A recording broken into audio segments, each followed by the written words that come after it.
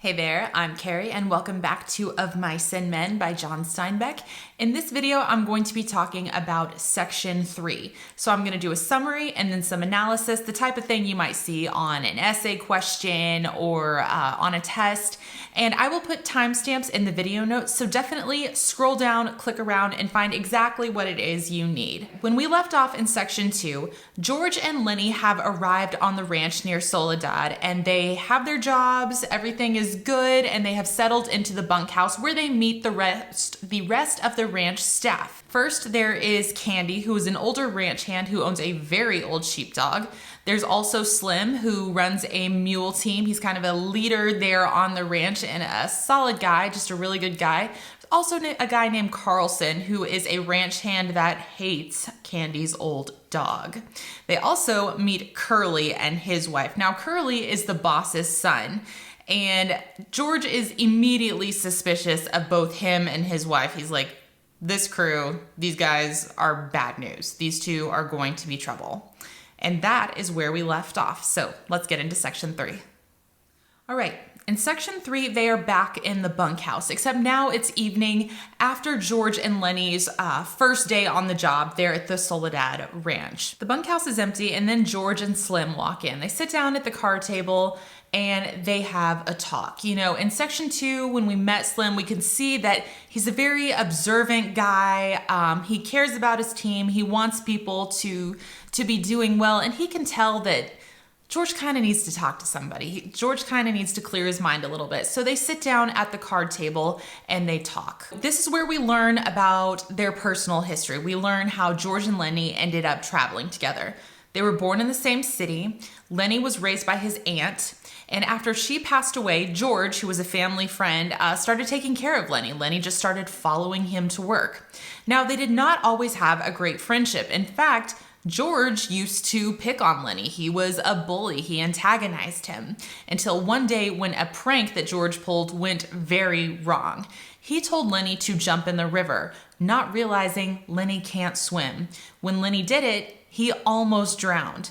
Now, George got him out of there. He saved him, but he felt terrible about what happened, and he stopped antagonizing him. It changed his life. He changed his ways, and they have been traveling together and working together ever since. For his part, George tells Slim he doesn't have any other family, and he doesn't want to be alone. He's seen other guys on the ranches that have traveled by themselves. They don't have anybody, and he's like, I don't want to be like them. You know, I see these guys, and after a while, like, it turns them cruel, they're mean, and they don't want to talk to anyone, and I don't want to be that way. So having Lennie around, yes, Lennie is the person who's being taken care of here, but George recognizes it's really important for him too. He needs to have someone that also cares about him. George also confides to Slim what happened in Weed. They were out in town one day. Lennie sees a girl in a red dress. He wanted to touch the fabric of the dress, so he reached out and took a hold of it.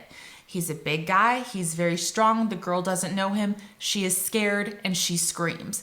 When this happens, Lennie freezes. You know, he's scared as well, and he has this reflex where he just kind of freezes up. He gets tense. He doesn't know what to do. So he holds on to this girl's dress. She goes on screaming and struggling. She can't get away, and Lennie won't let go of the dress. He just can't think to let go of the dress. A huge ruckus ensues, and George tells Slim that the girl tells everyone she's been raped. He says she rabbited and said she'd been raped. Rabbited in this situation, in this context, means she was babbling, like she was just jabbering, you know, nonsensically, not even knowing what she was saying. So George and Lennie have a lynch mob after them, and they have to run for their lives. They have to flee the territory, and they barely get away. Slim listens to this story. He doesn't pass judgment, and he says, you know, he makes sure the girl is okay. He's like, did he hurt her? George is like, no, he just scared her. He just wanted to touch that dress. Now, Slim also comments several times when he's listening to George talk. He's like, Lennie's not mean. I can tell he's a nice guy. He doesn't want to hurt people. And George is like, no, of course he doesn't. It's just that he's so strong. About this time, Lennie wanders into the bunkhouse, and he has a puppy with him. Now, Slim's dog has just had a new litter of puppies, and Slim has agreed that Lennie can keep one of them. Lennie is absolutely thrilled. So he's brought the puppy into the bunkhouse. George tells him, like, hey, that's a newborn puppy. It has to stay with its mother. You can't hold it all the time. You'll kill it first thing you know. So go put it back in the barn. After this, the other guys, the other men on the ranch come in. They have been out in the yard playing horseshoes. And Carlson immediately fixates on Candy's dog. Remember, Candy's got this very old sheep dog that he's had since he was a puppy. And he's like, Candy, why don't you shoot that dog? He is old. He can't eat solid food. He can't work anymore. Why don't you just get rid of him? Why don't you just shoot him? Or even better, let me shoot him. I can shoot him for you.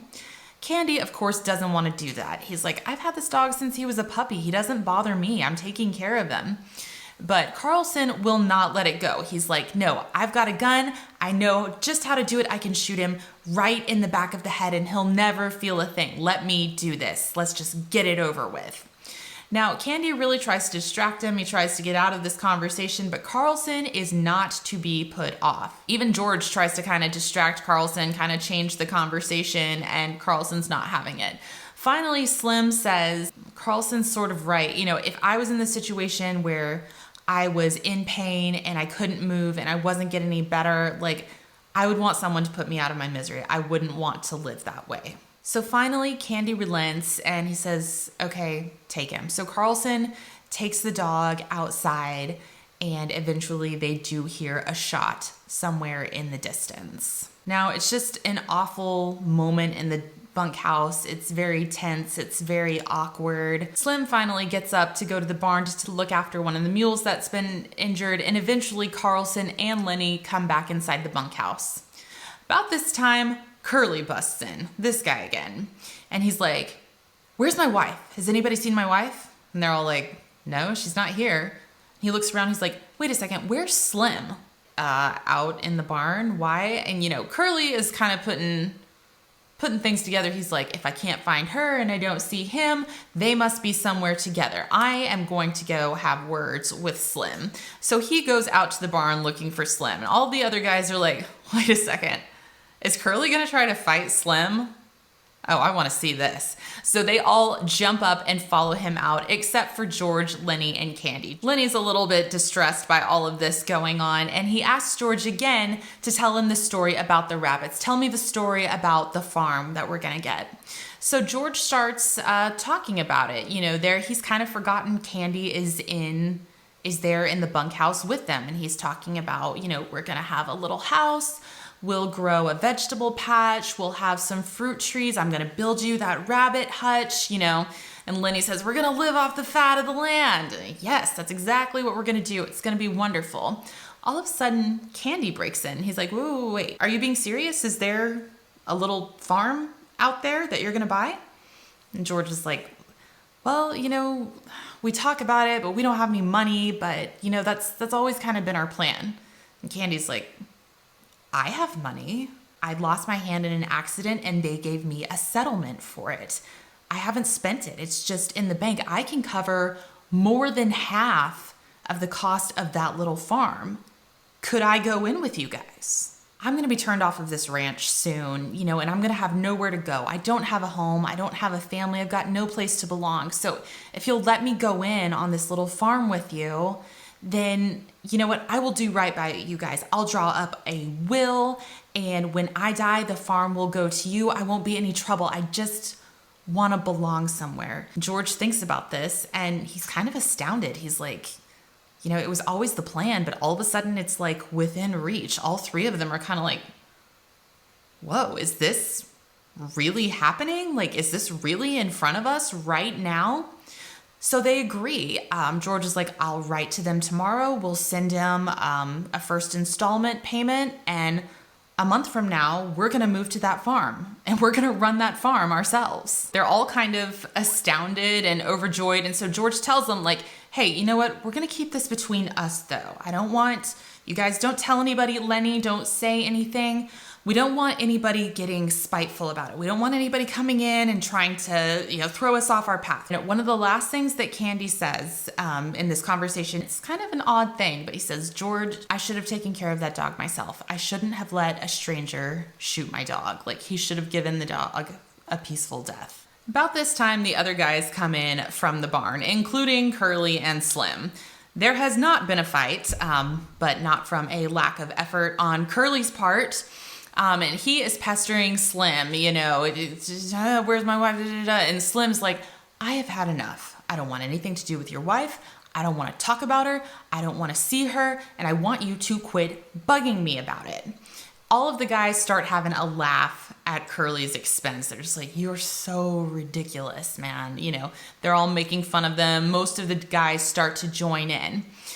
Curly is pretty flustered. He turns around and sees Lennie.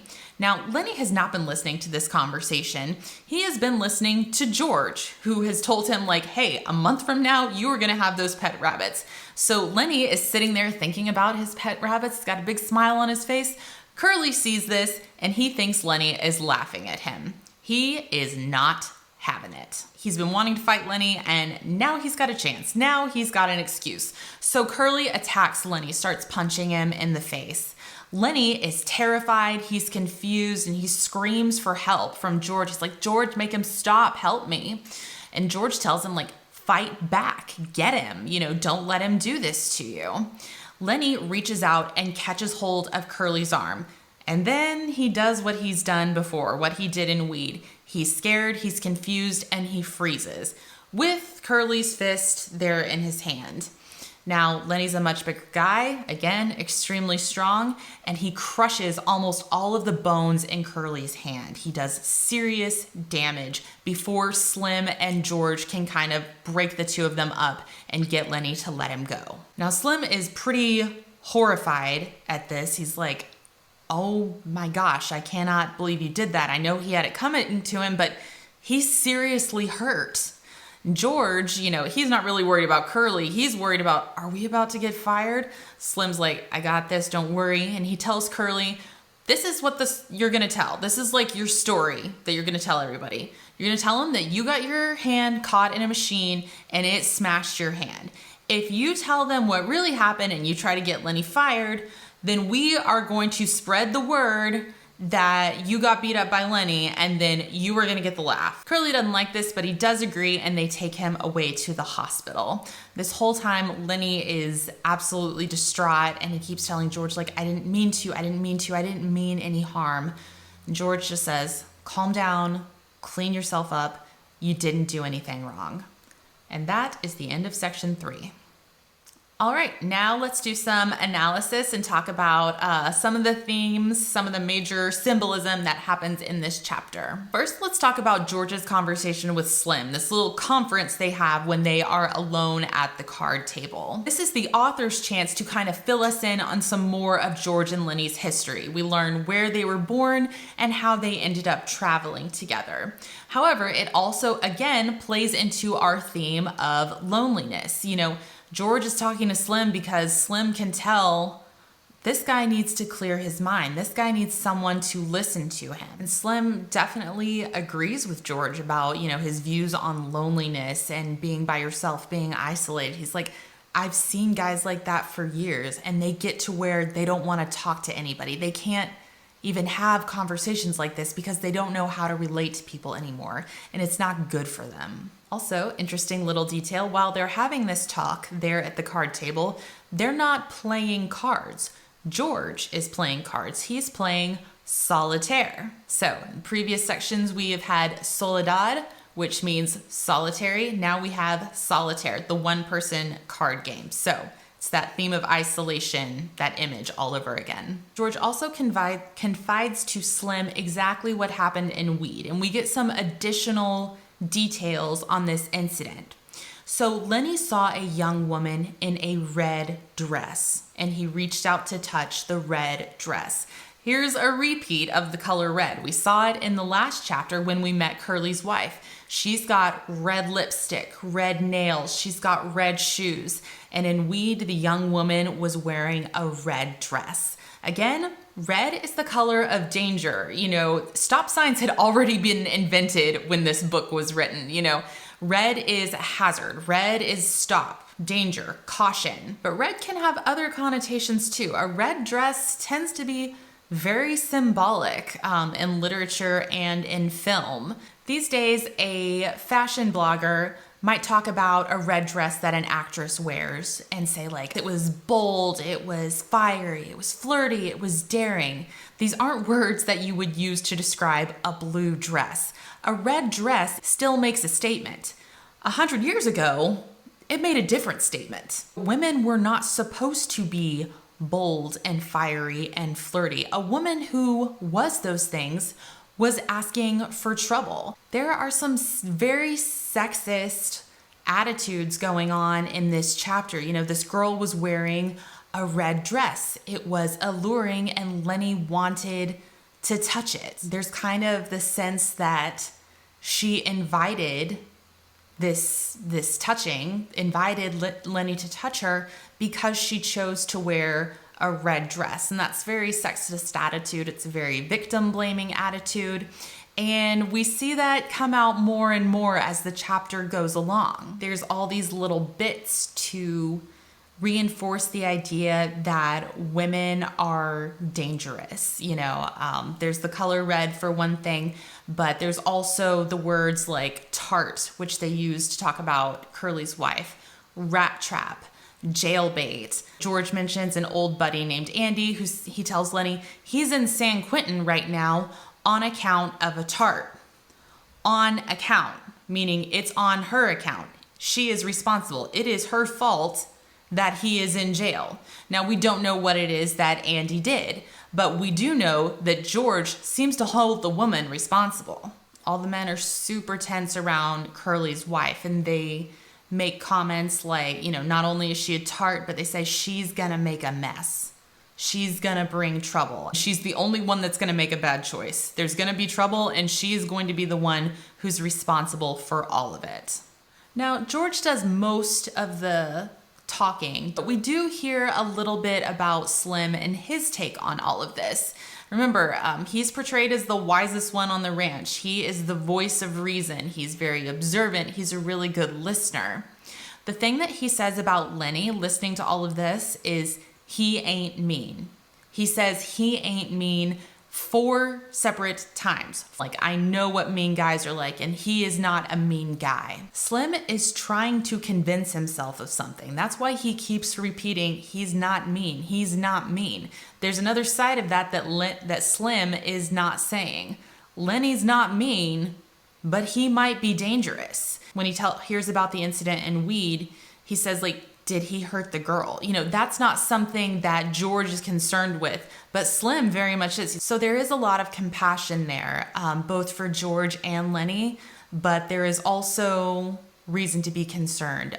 Slim sees that there's a potential problem here. There's potentially something dangerous going on here. Okay, now let's talk about this poor sheepdog. So Carlson is probably one of these mean guys that George and Slim were discussing at the beginning of the chapter. They said guys that have been alone too long, they get mean, they get cold, they get cruel.